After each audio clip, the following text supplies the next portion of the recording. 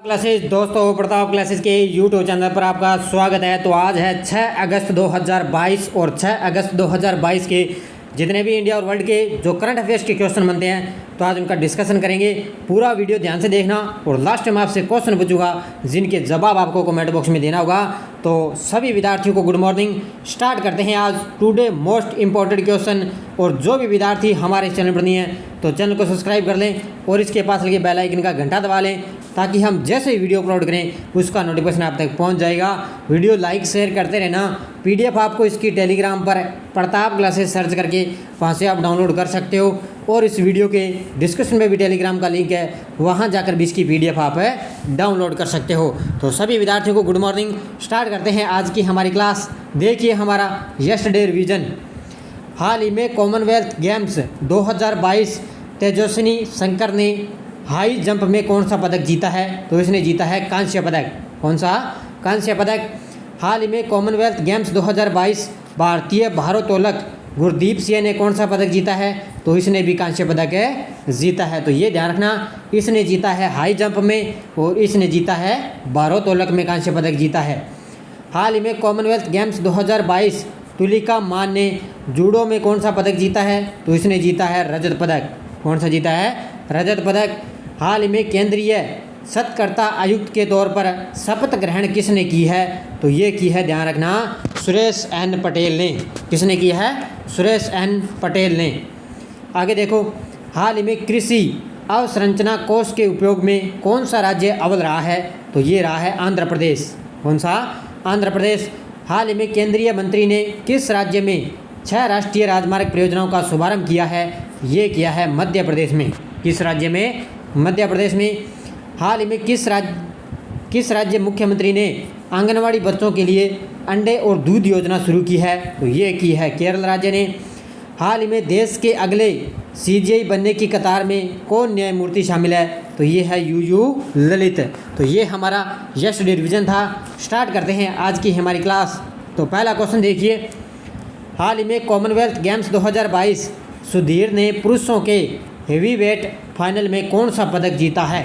हाल ही में Commonwealth games 2022 Sudhir ने पुरुषों के हेवीवेट फाइनल में कौन सा पदक जीता है? तो इसने जीता है स्वर्ण पदक। कौन सा जीता है? स्वर्ण पदक इसने जीता है। सुधीर ने कॉमनवेल्थ गेम्स 2022 में पुरुषों के हेवीवेट फाइनल में 212 किलोग्राम सर्वश्रेष्ठ वजन के साथ स्वर्ण पदक जीता है। सुधीर ने राष्ट्रमंडल खेलों में पैरा पावर लिफ्टिंग में भारत का पहला स्वर्ण पदक जीता है। तो ये ध्यान रखना, ऐसे भी आ सकता है भी राष्ट्रमंडल खेलों में पैरा पावर लिफ्टिंग में भारत का पहला स्वर्ण पदक किसने जीता है? तो ये जीता है सुधीर ने। किसने जीता है? सुधीर ने। अगला देखो, हाल ही में कॉमनवेल्थ गेम्स 2022 लॉन्ग जंप में मुरली श्रीशंकर ने कौन सा पदक जीता है? इसने किसने भी लॉन्ग जंप में मुरली श्रीशंकर ने कौन सा पदक जीता है? इसने जीता है, ध्यान रखना, रजत पदक। कौन सा जीता है? रजत पदक जीता है, ध्यान रखना। देखो मुख्य तथ्य, भारत के लॉन्ग जंप पर मुरली श्रीशंकर ने भारत को ट्रैक एंड फील्ड में दूसरा पदक दिलाया है। तो ये ध्यान रखना, कौन सा पदक है? दूसरा पदक दिलाया। इसी के साथ श्रीशंकर राष्ट्रमंडल खेलों के इतिहास में लॉन्ग जंप इवेंट में भारत के लिए रजत पदक जीतने वाले भारत के पहले पुरुष एथलीट बन चुके हैं। तो ये ध्यान रखना भी, भारत के पहले रजत पदक जीतने वाले पुरुष एथलीट बन चुके हैं। कौन है? श्रीशंकर है, जो लॉन्ग जंप में। अगला देखो, हाल ही में भारत और अमेरिका किस राज्य में मेगा सैन्य अभ्यास करेंगे? तो भारत और अमेरिका उत्तराखंड राज्य में क्या है? मेगा सैन्य अभ्यास करेंगे। तो ये ध्यान रखना अच्छी तरह से। देखो मुख्य तथ्य, भारतीय सेना और अमेरिकी सेना उत्तराखंड के ओली में 14 से 31 अक्टूबर 2022 तक पखवाड़े तक चलने वाले मेगा सैन्य अभ्यास युद्ध अभ्यास के 18वें संस्करण का आयोजन करेंगे। तो ये ध्यान रखना भी, भारत और अमेरिका उत्तराखंड के ओली स्थान पर ये अभ्यास करेंगे। 14 से लेकर 31 अक्टूबर 2022 तक इनका आयोजन होगा और इसका कौन सा संस्करण है? ये 18वें संस्करण का आयोजन करेंगे। और इस अभ्यास का पिछला जो संस्करण है वो अक्टूबर 2021 में अमेरिका के अलास्का में हुआ था। ये भी आपको ध्यान रखना अच्छी तरह से भी, जो पिछला संस्करण है वो अक्टूबर 2021 में अमेरिका के अलास्का में हुआ था। अगला क्वेश्चन देखो, हाल ही में कौन सा देश यूएनएससी काउंटर टेररिज्म कमेटी की विशेष बैठक की मेज़बानी करेगा, यानी कि संयुक्त राष्ट्र सुरक्षा परिषद के काउंटर टेररिज्म कमेटी की विशेष बैठक की मेज़बानी करेगा? ये करेगा अपना देश भारत। कौन करेगा? अपना देश भारत। देखो मुख्य तथ्य, भारत आतंकवाद के विरुद्ध 29 अक्टूबर को एक विशेष बैठक में संयुक्त राष्ट्र सुरक्षा परिषद के 15 देशों के राजनयिकों की मेज़बानी करेगा। भारत 2022 के लिए सुरक्षा परिषद की आतंकवाद विरोध समिति की अध्यक्षता कर रहा है। ये मैंने क्वेश्चन आपको बहुत पहले भी बताया था। जो भारत है वो अब की बार क्या है? आतंकवाद विरोधी समिति की अध्यक्षता करेगा। कौन है? भारत देश। और ये 29 अक्टूबर को एक विशेष बैठक की जो है 15 देशों के साथ राजनयिकों की मेज़बानी करेगा। कौन है?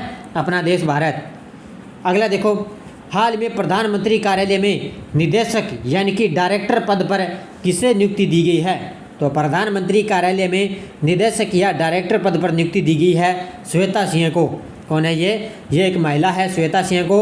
अभी इनको प्रधानमंत्री कार्यालय में डायरेक्टर पद पर नियुक्ति दी गई है।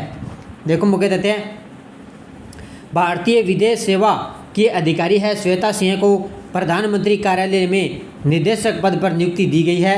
इसके मुताबिक कैबिनेट की नियुक्ति समिति ने उनके 3 साल के कार्यकाल को मंजूरी दी है। तो उनको 3 साल के कार्यकाल को उनको मंजूरी दे दी।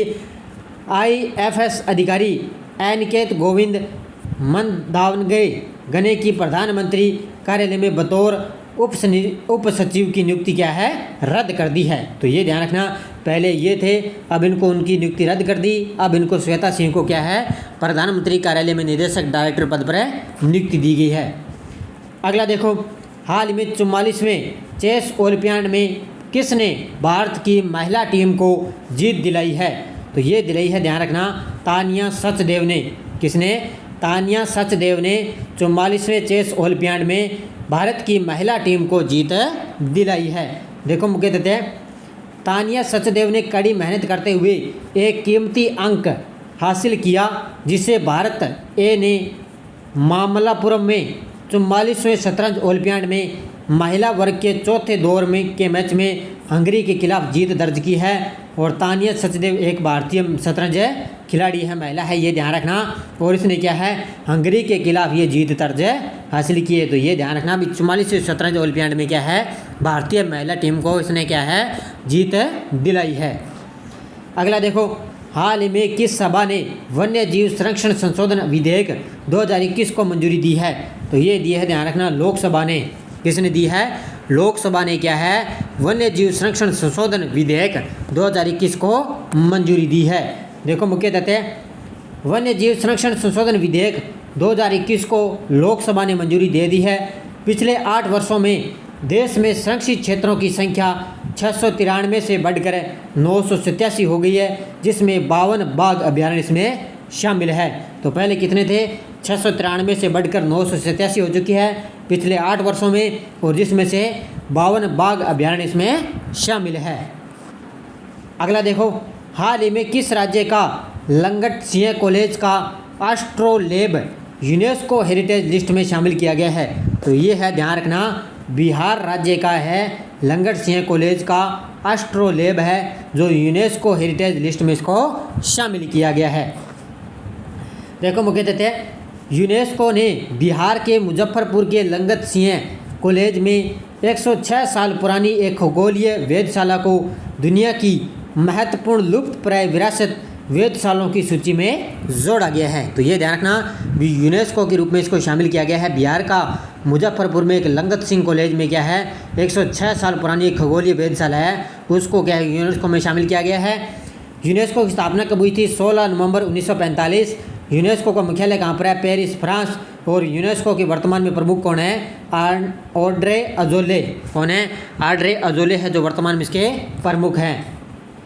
अगला देखो, हाल ही में फिनटेक प्लेटफॉर्म ने भारत पे ने किसको नए CFO के रूप में नामित किया है? हाल ही में फिनटेक प्लेटफॉर्म भारत पे ने किसको नए CFO के रूप में नामित किया है? ये किया है नलिन नेगी को। किसको? नलिन नेगी को। देखो मुख्य तथ्य, फिनटेक प्लेटफॉर्म भारत पे ने कहा है कि उसने SBI कार्ड के पूर्व CFO नलिन नेगी को अपना नया मुख्य वित्तीय अधिकारी नियुक्त किया है। अपनी नई भूमिका में नेगी भारत पे के लिए वित्त कार्य का प्रभार संभालेंगे। तो बस ये आपको इतना ध्यान रखना है भी नलिन नेगी को क्या है नया मुख्य वित्तीय अधिकारी नियुक्त किया गया है। किसका? भारतीय फिनटेक प्लेटफॉर्म है भारत पे का। अब ये कुछ दिन पहले भी आपको मैंने बताया था भी फिनटेक का भी ब्रांड एम्बेसडर नियुक्त किया गया। किसको? रवि शास्त्री को। ये भी मैंने आपको बताया था किसको किया है, रवि शास्त्री है। तो ध्यान रखना फिनटेक के नए ब्रांड एम्बेसडर बन चुके हैं। हाल ही में किस कंपनी ने सामान की डिलीवरी के लिए भारतीय रेलवे के साथ समझौता किया है? ये किया है अमेजन कंपनी ने। किसने किया है? अमेजन कंपनी ने क्या है सामान की डिलीवरी के लिए भारतीय रेलवे के साथ समझौता किया है। देखो मुझे देते हैं, अमेजन इंडिया ने देश में अपनी डिलीवरी सेवाओं को बढ़ावा देने के लिए भारतीय रेलवे के साथ करार किया है।